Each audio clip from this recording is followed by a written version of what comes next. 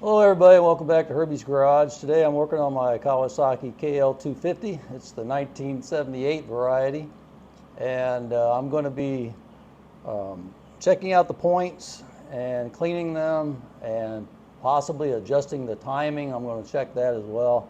I haven't done that kind of stuff in a long time, so I do have a Kawasaki service manual for this bike, and I'm going to be referencing this manual for doing it because I don't want to wing it.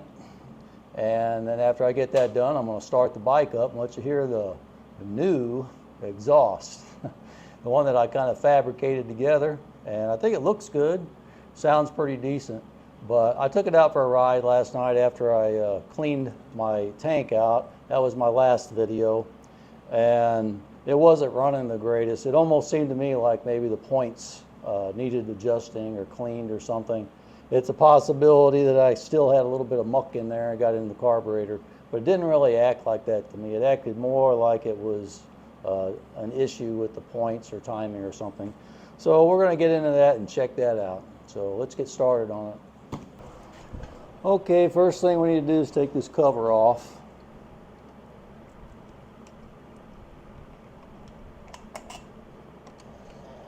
There's two screws. If you're wondering, yes, I did loose them up, make sure that they would pull out easily and that the cover would come off. I haven't done anything with the points yet other than take this cover off just to look at it.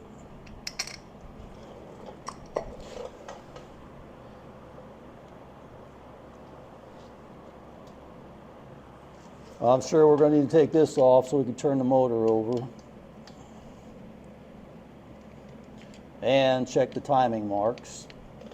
Hope the fan's not annoying. It's a little bit warm in here. I mean, after all, it is July 4th, 4th of July. There's a little bit of oil or water or something in there. It's like water. That could be part of the problem because I used the pressure washer on the bike, clean it off a little bit. All right, let me see if I get the right size socket first try. Hey, how about that? Looks like a 14 millimeter variety.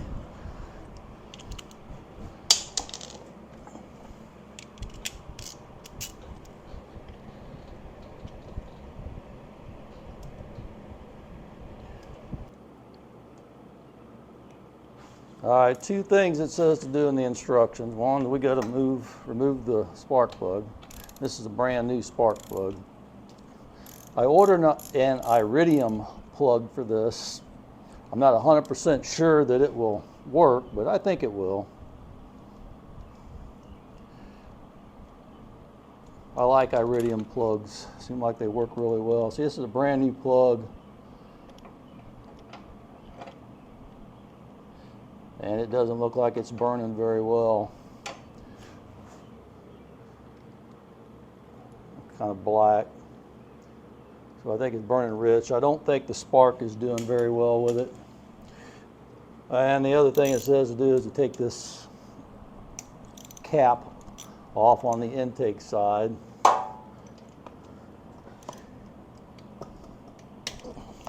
There's two 10 millimeter head bolts. We do that so that when we turn the engine over by the crank bolt, we can tell whenever the intake valve opens. I'll discuss that in a minute.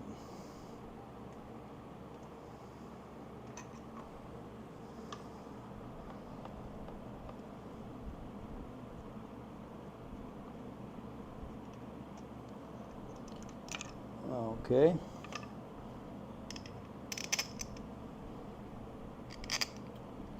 That's out of the way. I don't know if you can see that or not, but them points, let me see if I can get you a little closer. Looks like them points have kind of a burnt spot in the middle of them. So I'm going to run a piece of emery cloth across it and try to clean them up a little bit. And then we'll actually clean it with a little bit of brake clean. We'll just put it in there and drag it across. Let the spring hold tension against it for us. And I do have both sides sandpaper, so it'll do both sides, top and bottom. Just want to continue doing this until it looks like they're nice and clean.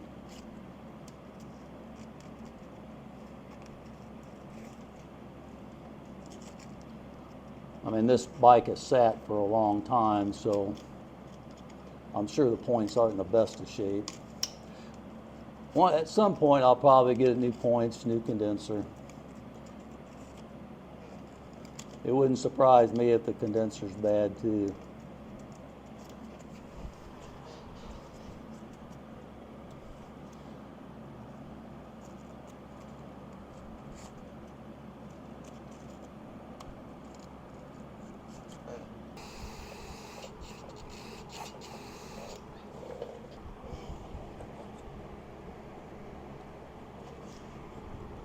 And we'll see if you can see that, but it looks, come on, focus. It looks a lot better. Now, what we need to do is we need to turn it until this is on the lobe, opening the points up.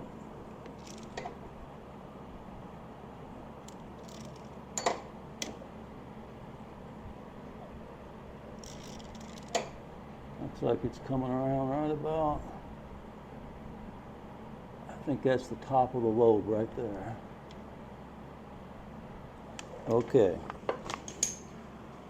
Now, it says in the instructions, that you need a 0.35 millimeter feeler gauge. Can you see that? 0.35 millimeter, which is 14 thousandths.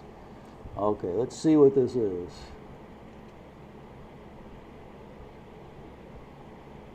It's a little bit tight. I can't get that in there.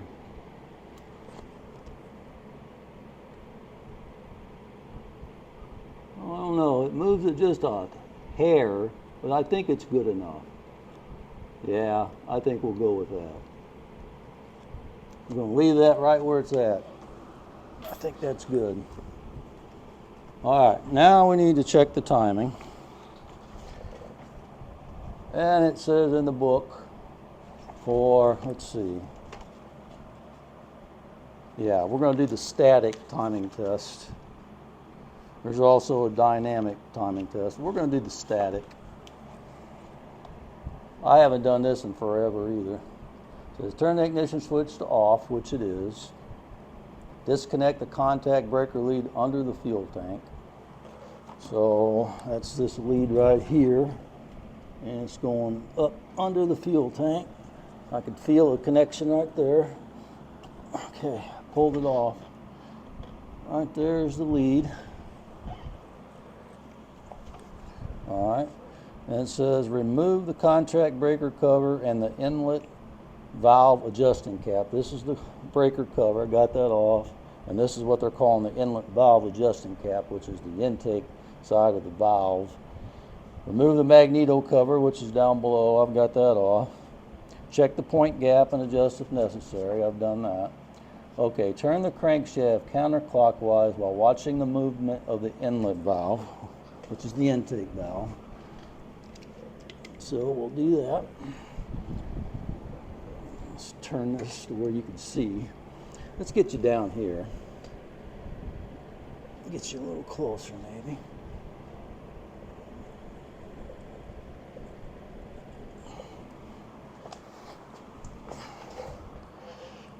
Okay, now we can see a little better. There is an F and there is a T. So we're going to come up here to the top. I know you can't see, but I'm going to roll this over until the intake valve starts on the downward cycle.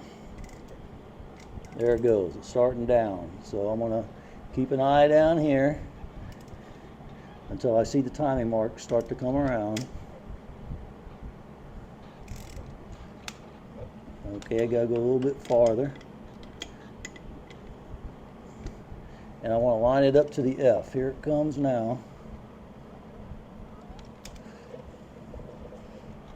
Okay, it's almost on the F. Right there.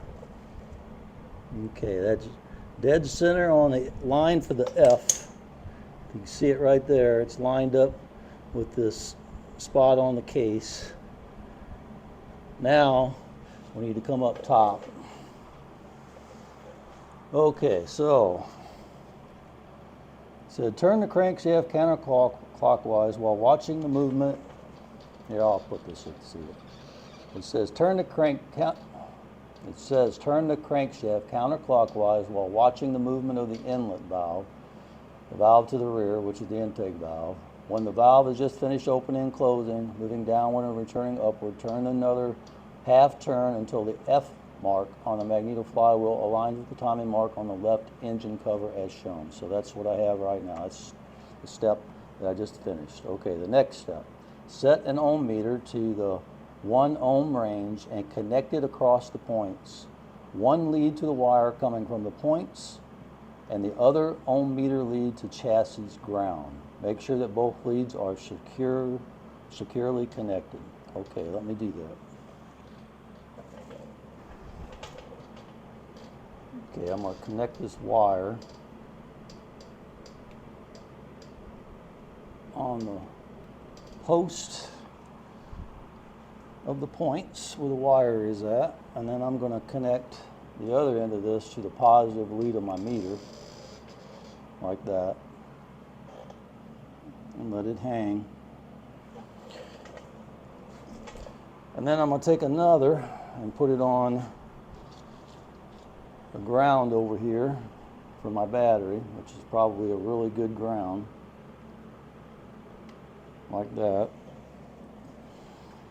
Then I'll take the other end of the wire and hook it to my meter, like so, and I'll let it hang. Hopefully it doesn't come off. Okay, those are both on. Okay, the next step, it says, is to loosen the contact breaker mounting plate screws, there's 2 of them, and turn the mounting plate using a screwdriver in the pry points so that the contacts are just at the point of opening. This point can be found by watching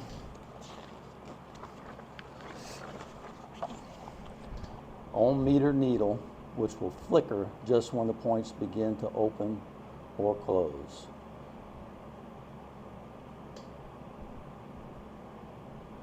Okay.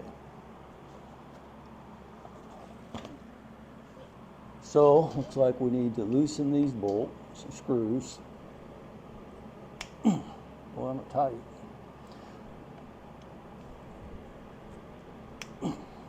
Okay, those are loose.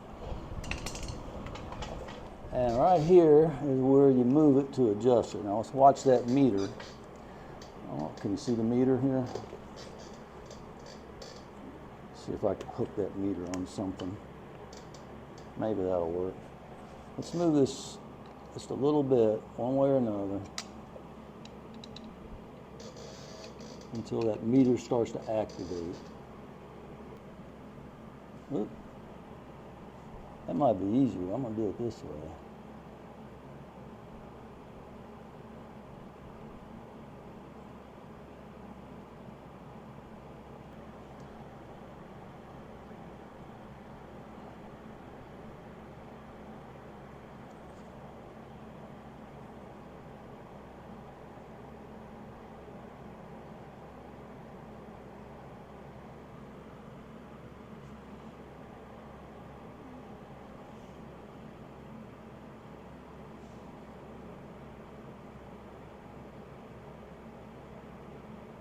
Oop, right about there.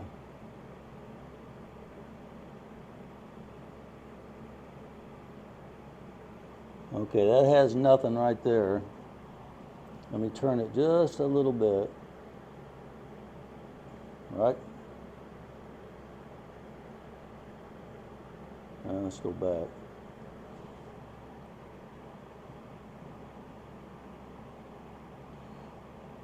Okay, it's Turn it a little at a time.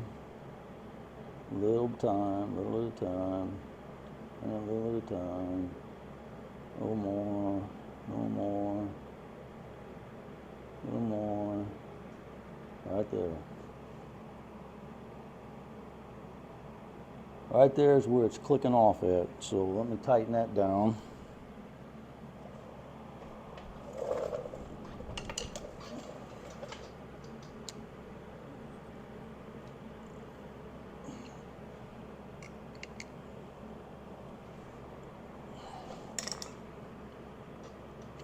Okay.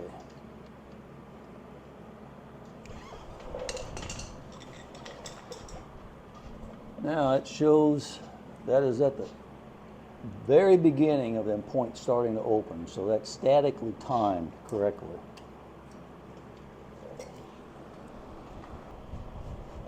Okay, looks like we're done with that, so let's put this lead back in up here.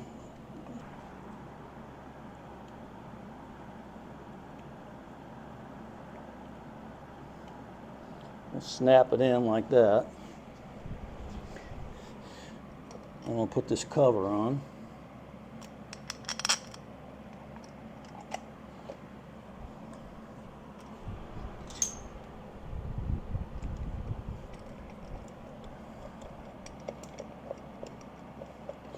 With the up mark to the up.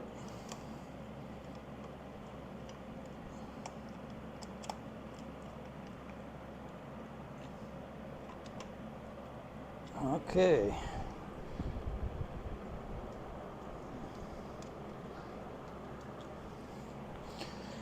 And then we'll put this cover back on.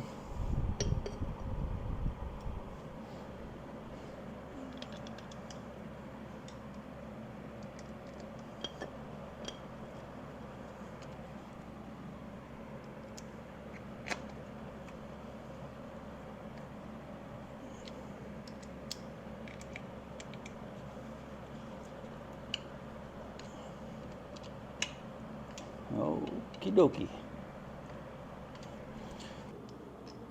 Okay, then we'll put our intake valve cover back on.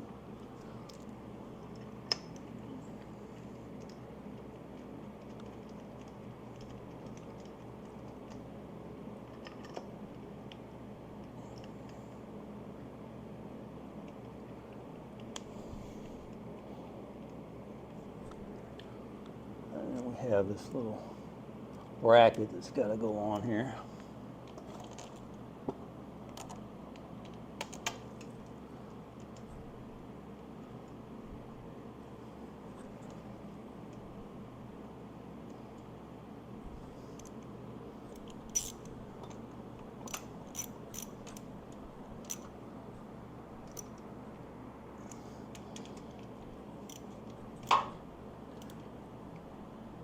Okay, that's good. And we'll put our spark plug back in.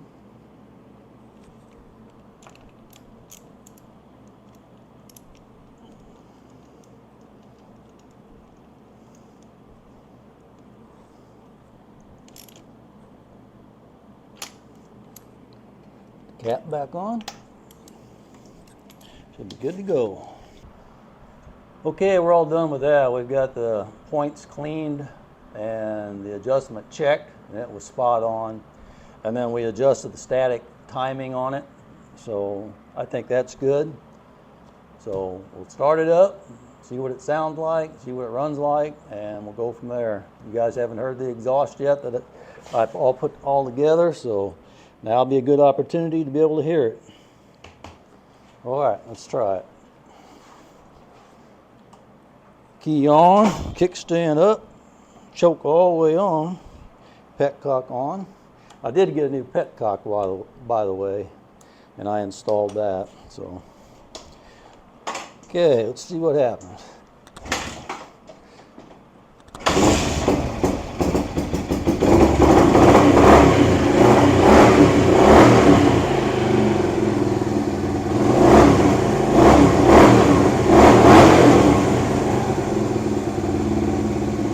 Sounding good. Hasn't warmed up yet though, but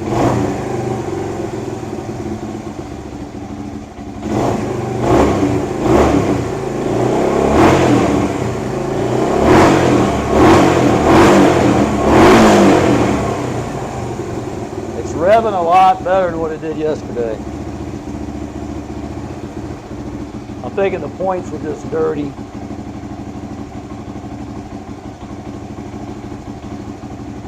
I'm happy with that.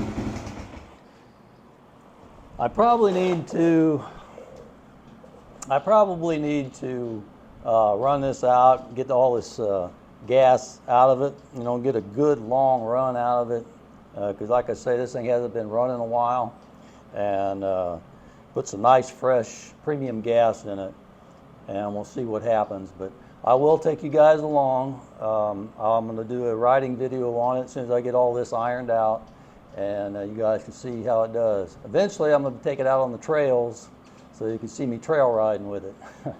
I'm looking really forward to that. So anyway, thanks for watching. I appreciate it.